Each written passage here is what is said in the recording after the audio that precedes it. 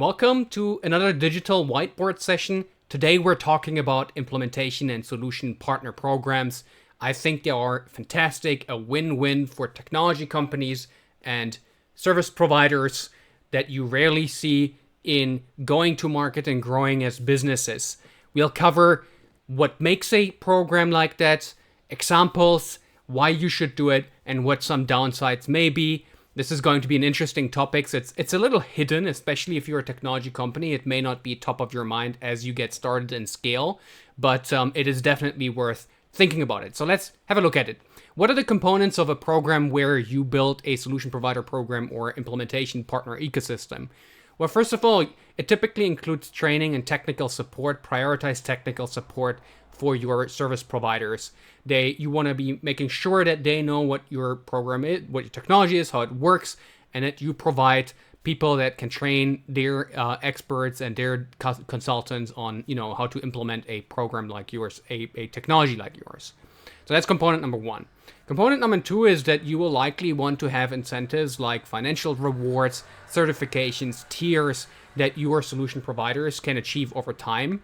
And the third one, and potentially the most important one for a successful ecosystem, is generating deal flow and engaging in co-marketing activities, especially in the beginning. Now, what are some examples? Look, solution provider programs, implementation partnerships, channel partnerships aren't new.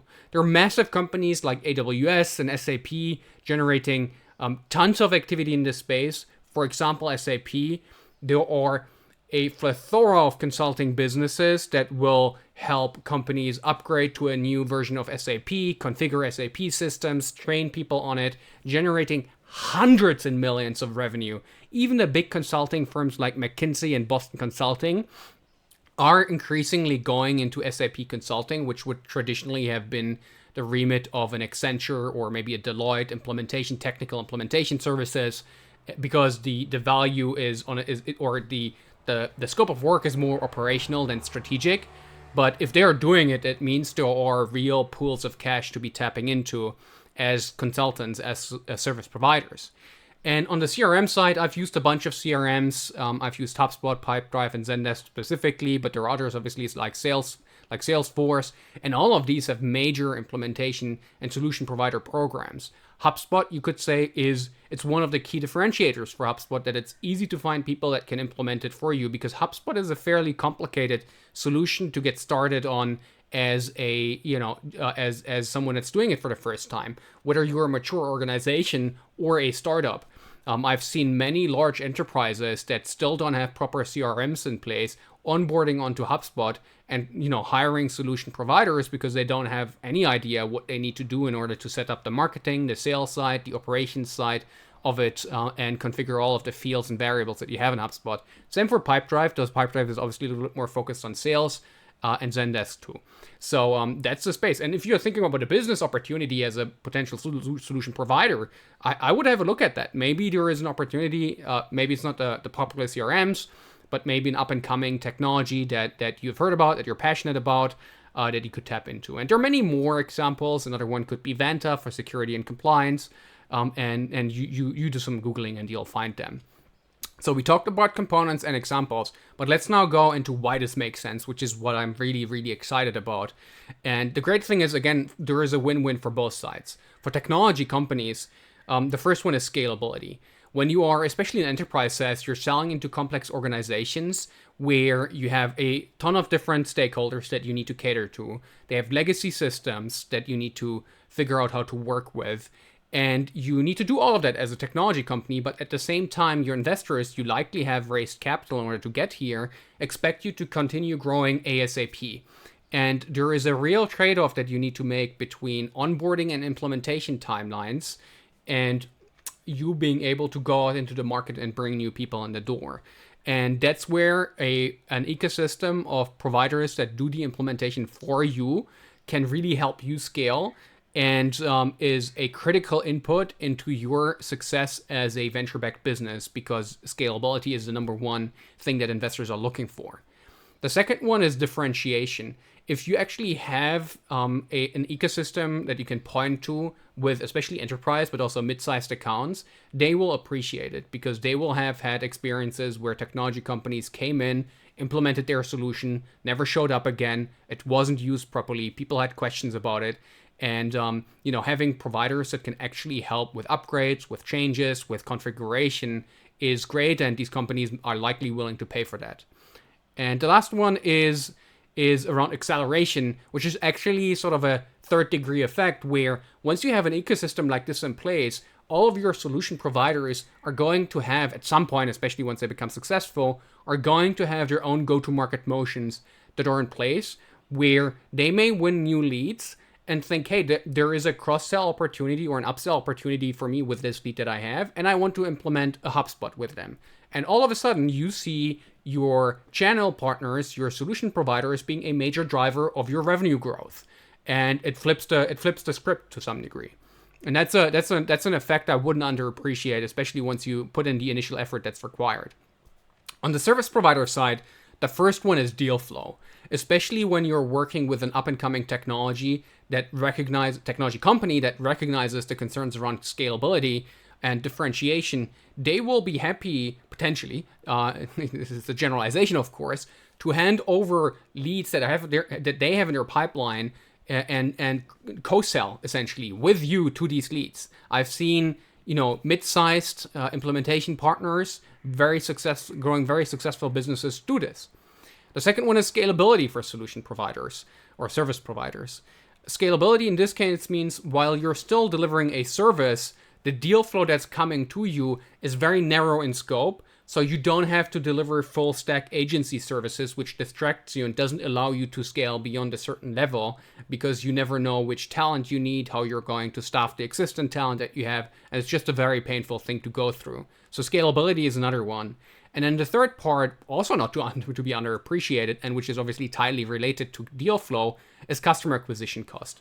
These potential leads that have already decided to purchase a technology are much further ahead in terms of their willingness to pay, their willingness to buy, in terms of their consideration phase, their problem awareness phase, and so it just accelerates the sales cycle. You potentially have zero customer acquisition cost if a tech company, the one that you're implementing for, delivers you the deal flow. So that's just fantastic. And then that's the pros, and I think the pros are so strong that you should be doing this. Now, there are obviously some downsides, and for technology companies, what it means is you have to put in the time to convince, especially in the beginning, service providers that they should learn about your technology, dedicate people to doing that with somewhat uncertain benefit in terms of you actually becoming more and more successful as a business. Now, obviously, everyone nowadays wants to be an implementation partner for HubSpot, for instance, but when HubSpot was just getting started, how would you have known that they in the future will get as big as they are today, driving as much deal volume for you as a service provider? You wouldn't. And so it takes technology companies time to convince you, effort to keep you in the door and not have you go somewhere else. And potentially they also have to give up some of their revenue because implementation revenue for technology companies can be something that keeps them afloat, can be stuff that comes in earlier than subscription revenue because it's usually front-loaded, the implementation and training stuff. And then the last one is quality. Obviously, you want to be selective about who you partner with as service providers, and that's also where the certifications and the tiers come in to show that, to find ways to qualify the really good providers versus the one that are not doing such a good job. But quality obviously becomes a challenge once you have to maintain an ecosystem of many different stakeholders that are external to your organization. So that's the tech company side. The service provider side is dependency. That's the number one, I think, issue that you're going to run into, especially if what I want to say by dependency is that you are to some degree fully dependent on this on this technology company delivering deal flow for you. It's great when you're on it, but it's almost like a drug that you could get addicted to, and you may forget to do the revenue R&D in order to find independent channels to keep growing, and it's going to be painful to do that. It's similar to product R&D in that sense. So dependency to some degree is definitely going to be a bottleneck for you here, but hey, what's your alternative? Not implement solutions and not have that deal flow? I don't think that's necessarily a viable alternative. And then the second one is optionality. Obviously, when you decide that you specialize on implementing HubSpot and learn everything about it, and update your landing page and your website and your sales assets to reflect your focus on one specific solution, you are focused on one specific solution. And it's going to be hard to then go and say, hey, you don't want to use a HubSpot? I can implement Pipedrive for you, or I can implement Zendesk for you. That it's hard in the sales process, and then it's also hard in the actual delivery of that service, because these technologies, I've tried all of them. I've tried to do some of what I'm just saying right now. Are very hard to keep an overview of what's going on, all the updates, and how the nuances of these systems work, how the automations work. You can do it for one. Doing it for more than one, it will get challenging at some point. And at least the minimal thing you will have to do is have verticals within your organization, probably, that focus on these technologies. And then the additional challenge is obviously HubSpot much larger than Pipedrive. So actually probably something that I could add here, growing competition over time. Pipedrive, I'm assuming if you focus on Pipedrive today fully, you are going to be limited in your ability to grow as a service provider, because the deal values that Pipedrive is selling is in a completely different space than HubSpot, for instance. HubSpot is much more expensive than Pipedrive will ever be, and much more set up in a much broader scope, where Pipedrive is focused on sales and HubSpot on marketing, sales, and customer success. So these are some pros and cons and why this makes sense. Again, I think it's a fantastic business opportunity for both. I'm particularly passionate about this because it's a win-win, and that's rare in business land. All right, hope you found this useful. If you have any questions, drop them in the comment section below. I'll be happy to get back to you. If you enjoyed this video, leave a thumbs up. I'd really love it. It means a lot to me. And if you want to see more of the type of content that I'm producing, make sure to subscribe. Then you'll be notified when it goes live. All right, talk to you soon. Have a great day. Bye-bye.